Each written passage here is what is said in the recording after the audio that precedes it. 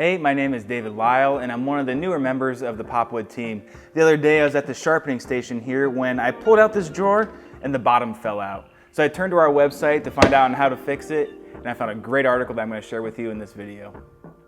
From what I can tell, our sharpening station has been around for a while.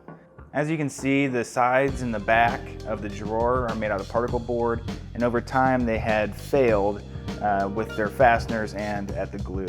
So the first step was to deconstruct the old drawer. Here I am taking the slides off, and we'll put those aside and reuse them in a little bit. The first task is to rip the 1/2-inch plywood to its new width, which will be the sides and the front and the back of the drawer.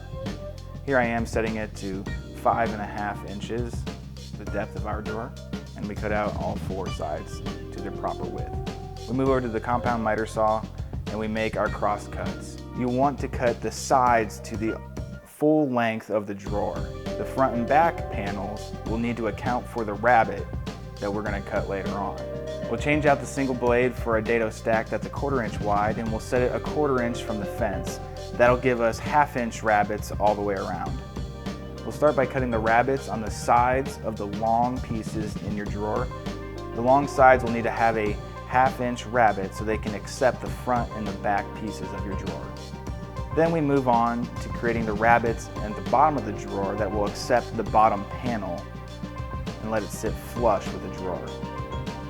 Now, because I didn't think ahead, I'm cutting the bottom panel for my drawer now that I have the 4 sides roughly together and I can get an exact measurement of what the panel needs to be. So I cut the bottom panel to its final dimension and I'm ready to assemble. I set up the 4 sides loosely without clamps or glue, and I set the bottom in just to make sure everything's going to fit right. I use some Tite-Bond 2 and I am ready to start stapling the sides together. Here I'm using a 1 1/4 inch narrow crown staples to hold the sides together. I'm using about 3 staples per side.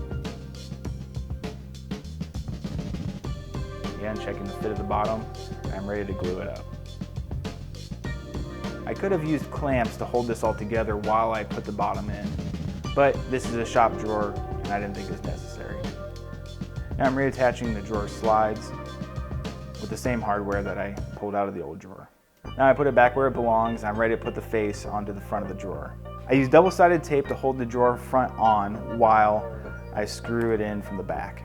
I use 3 screws without pilots because, again, it's a shop drawer. All right, and it goes back in and it fits great. And now I am no longer the guy that broke the sharpening station drawer.